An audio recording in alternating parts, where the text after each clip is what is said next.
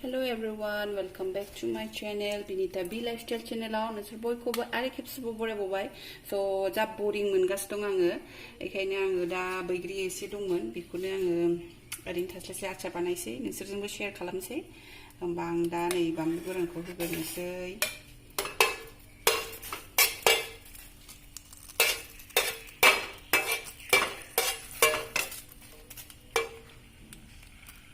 ओमफ्रायो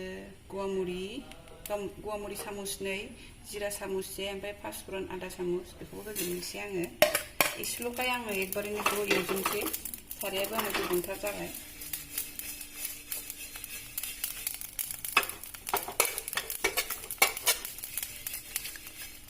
जाबाय अफ खालायसै आं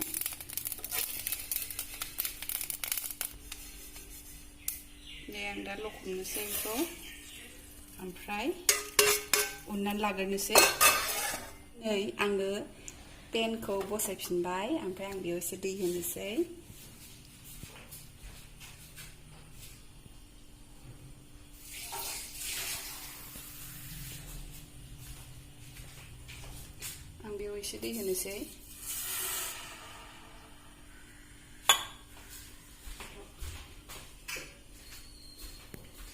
ओमफ्राय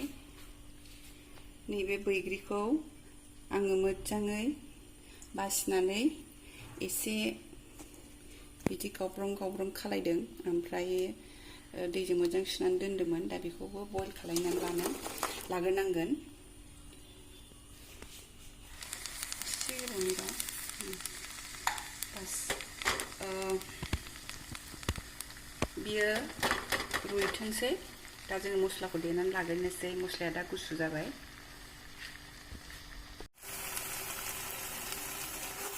नै लोगोफोर आंना बैग्रियाबो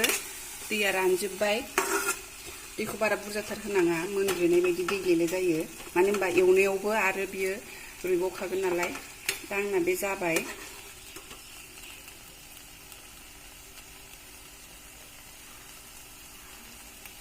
रुइबाय दा बेखौ खांनानै लाग्रोनोसै आङो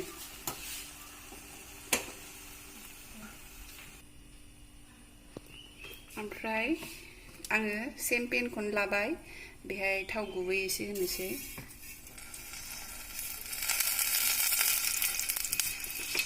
नै आंना थावा बिराद दुंबाय ओमफ्राय एबार आङो बेहाय बैग्रिखौ होनोसै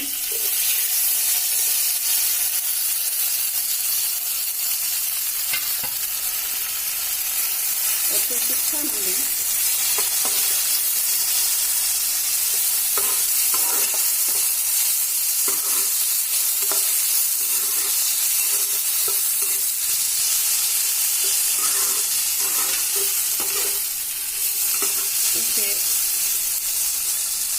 एरसै दसे मोजाङै एवनानै लाग्रोगोन दसेल' बांद्राय गोबाव नङा ओमफ्राय नै आं एसे गोबाव एवबाय बेखौ थाव गुबैयाव ओमफ्राय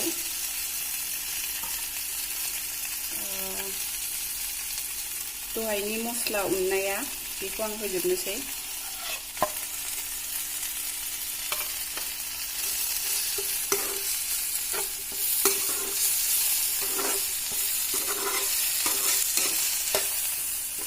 ओमफ्राय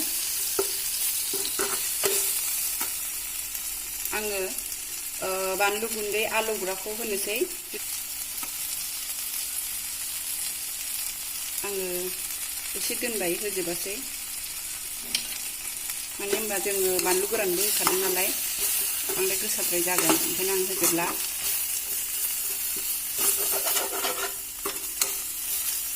ओमफ्राय एबार आङो नैबे गुरखौ होजोबनोसै बेहाय ओमफ्रायो बेखौ आङो बानायदों खिन्थु आं बेखौ गोदैखाय बारा जानो मोजां मोना ओमफ्राय जोंहा न'आव बाबा ओमफ्रायो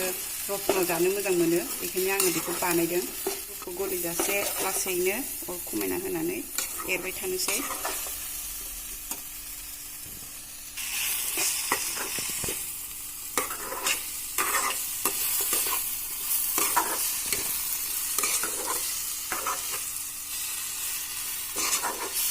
बेफोरखौ गलि होगोन नै दा गुराबो गलिहांबाय आङो संख्रि एसे होनांसै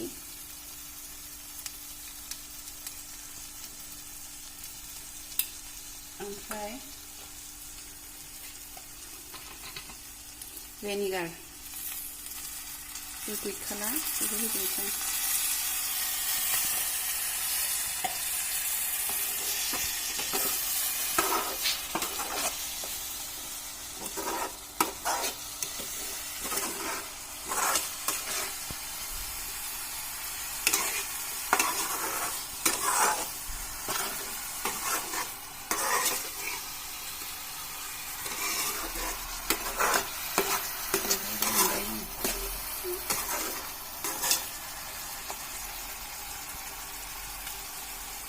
बे दसे गोदौथोंसै नै दा एसे गोदौ होनानै आङो बेहाय जासिगोनानो जोंना आङो दा नैबे गलमरिस दंमोन बेखौ आङो देनानै लादों बेखौ होजोबनोसै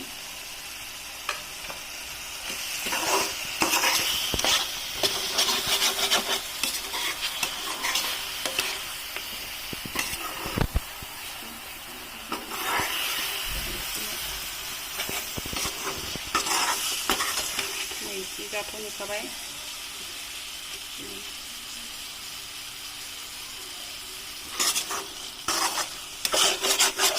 जाय गोथाव मोनो बेथ' बिराद गोथाव मोनगोन ओमफ्राय आङो गोदैखौ बारा माने जानो बायो नालाय ओंखायनो आं मोजां मोना जाबाय आं दा खोमोरसै बांद्राय गोरानबो खालामला गेस अफ नै दा आंना आचारा गुसु जाबाय लोगोफोर दा आं बेखौ बयामाव सोनोसै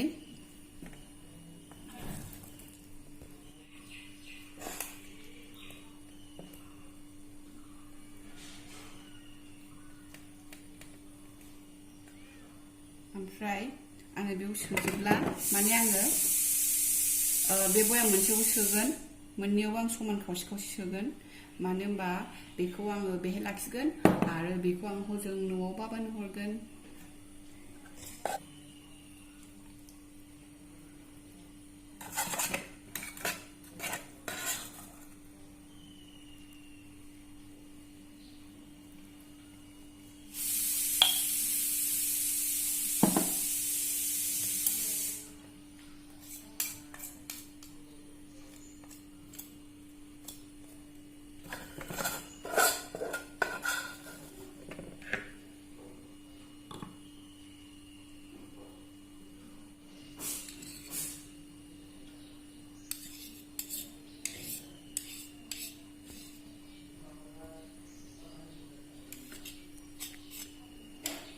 ओमफ्राय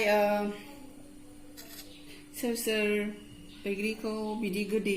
जानो मोजां मोनो ना गोखै जानो मोजां मोनो कमेन्ट्सआव खोन्थाहरबानो जाबाय ओमफ्राय बिदिनो हायोब्ला लोगोफोरजों शेयार खालामदो लाइकबो खालाम कमेन्टबो खालाम आरो साबस्क्राइबबो खालाम आङो बानाया साननानै ओमफ्राय बिराद बरिं मोननानै आं दिनै बानायदों ओंखायनो नोंसोरजोंबो शेयार खालामदों ओमफ्राय आङो होमबा दिनैनि भिडिअखौ बेयावनो फोजोबनोसैलाय and thank you for watching and bye bye